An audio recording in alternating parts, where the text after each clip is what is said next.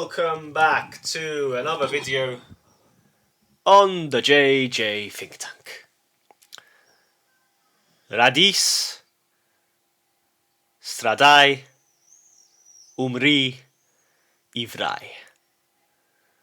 So that is a short passage from a song by Face called Moy Kalashnikov.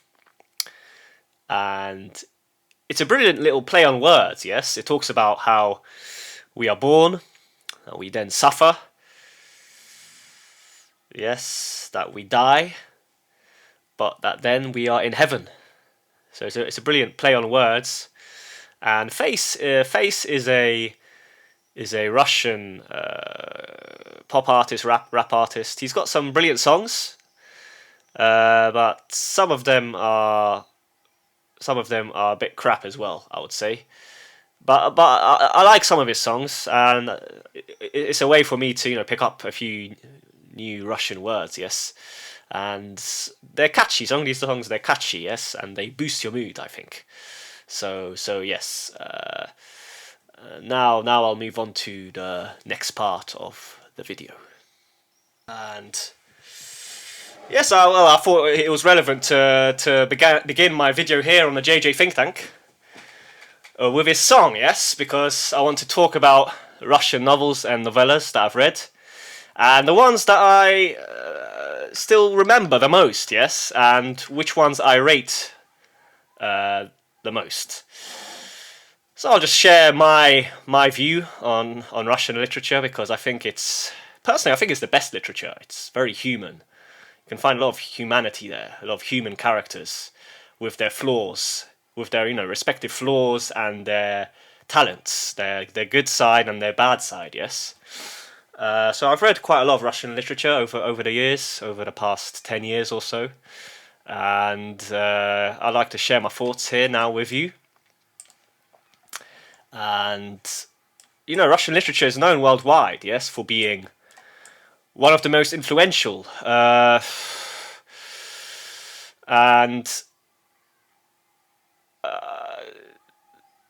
a lot of people share this sentiment.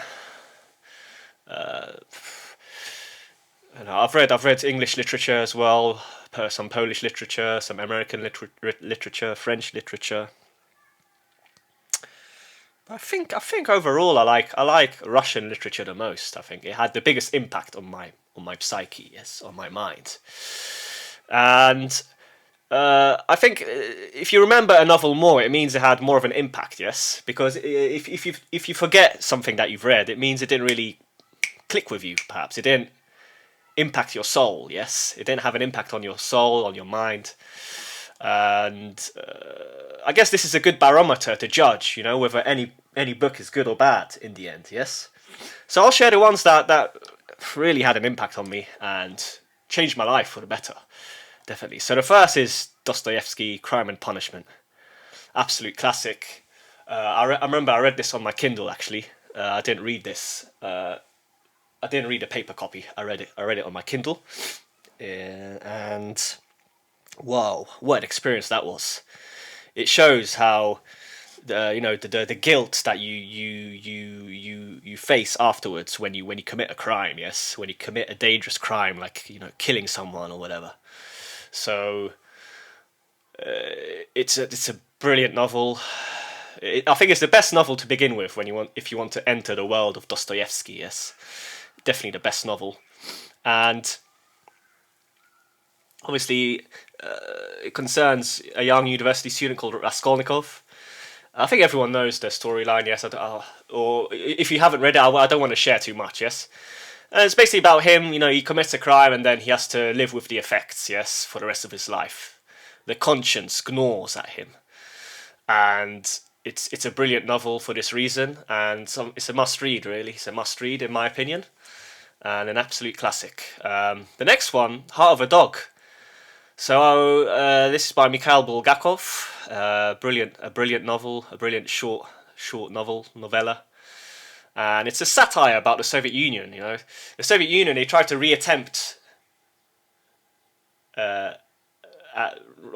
but they tried to remake man. This is what I should have said. They tried to remake man in their own image.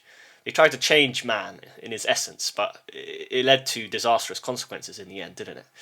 And the Soviet Union was a very traumatic part of Russian history, a very traumatic time in Russian history, and in her and in the neighboring countries. Yes, so Poland also was part of the Soviet Union. Looking back in hindsight, the Soviet Union it did develop Poland, I guess, from the industrial standpoint, in terms of the production of goods, some goods, yes, and services.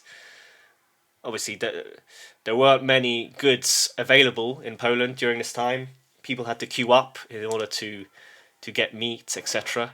By goods and services, I meant kind of the process of industrialization. Yes, so roads were built, a lot of communal houses and flats. A lot of those industry. Poland had its own industry actually during the Soviet times. Yes, during the times of PRL. So it wasn't all bad, really. I think, and obviously in some way when we think of Stalin, yes, obviously in general Stalin has a negative reputation in Poland, and obviously I understand this. He was a tyrant. He was a dictator. But thanks to Stalin, we got the Western lands. Yes, we got the western part of Poland, and it seems like Germany wants to take this back from us, and we can't allow this to happen. Poland needs to keep this land because this is an important part of Polish culture and identity, and an important part of her economic structure. So Poland needs to make sure that this land belongs to her. Yes, it belongs to Poland. So Śląsk and western regions of Poland, they need to remain. Yes, as a part of Poland. And here a famous remark by Peter Hitchens comes to mind when we think about the Soviet Union. And I've already mentioned this a few times in my other videos, but it's a brilliant quote by Peter, and he says the problem of utopia is that it can only be approached across a sea of blood, and you never arrive. It's definitely true. These utopias, they're dangerous. Yes, I don't think we can reach a utopia, a pure utopia on this planet. I don't know. It's risky. Yes, all these idealistic aims, they can lead to negative outcomes. Yes, yes, that's just my opinion. Personally, I think we should be careful. Yes, obviously we want to improve things, but we need to be measured in our approach. And yes, this is a novel that you can read in one sitting. Heart of a Dog, Mikhail Bulgakov. Yeah, it's brilliant book by him. I've got it somewhere here. Here it is, I think.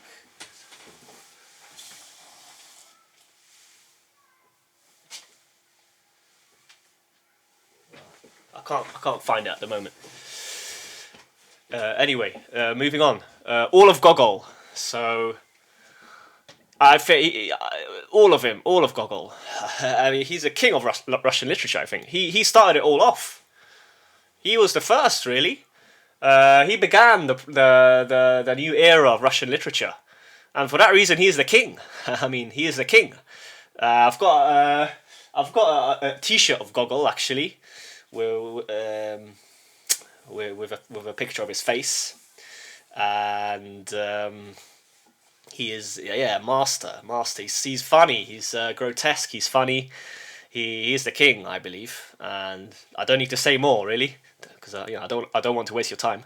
A hero of our time, Mikhail Lermontov. So this is another brilliant novel. I like novels that show the true side of humanity, because I think the majority of humanity are anti-heroes. Most men are anti-heroes. They've got good traits and they've got bad traits. Yes, we're sinners. We're all sinners at the end of the day. And this is another novel that shows the anti-hero side of being a human being. Yes. and he is a Byronic hero, a flawed genius, and he reflects the nihilism of the times in this novel.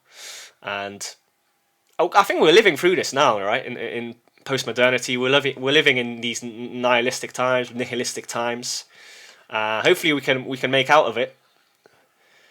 Hopefully, we can escape from it and reach the light. Yes, at the end of the tunnel. And I think it's possible. Definitely, it's definitely possible. Now, this one as well. I don't know why, but this one's stuck in my mind. I don't know why it did, because it's not. I could have named other ones. I could have provided other pieces of Russian literature, but I chose this piece by Alexander Pushkin, and I still recall it. I still recall this short novella, and it's about an old lady who knows how to win a card game, and an officer wishes to learn her tricks, and does. But then he becomes too greedy in the process, losing his mind and his money in the end through his greed. So I guess, yes, it's a good allegory. It's a good symbolic novel on the process of greed. Yes, on the fact that if we get too greedy, it can lead to negative outcomes. Yes, so I chose this one. I just remember it for some reason.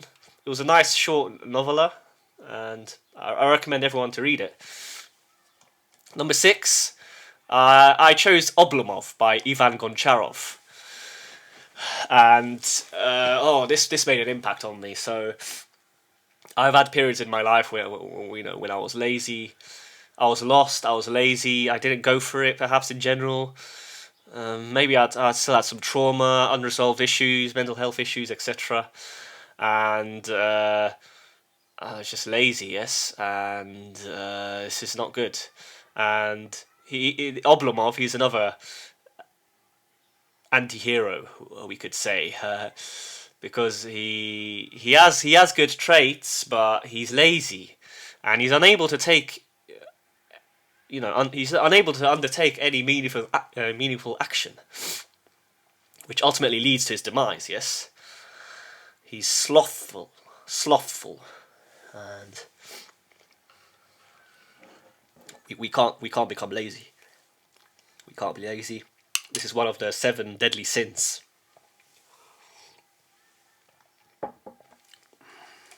Now, this one is an absolute masterpiece. We by Yevgeny Zamyatin. And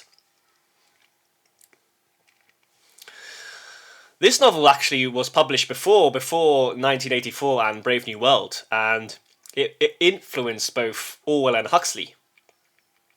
So you can find this information on Wikipedia. And this dystopian novel, it talks about how society and the individual are all kind of precisely, mathematically, scientifically, and logically arranged to produce peace and harmony for the one state. And I guess this novel questions whether this is actually a good process. Yes? Is this good for humanity? Does humanity want this at the end of the day? I don't know.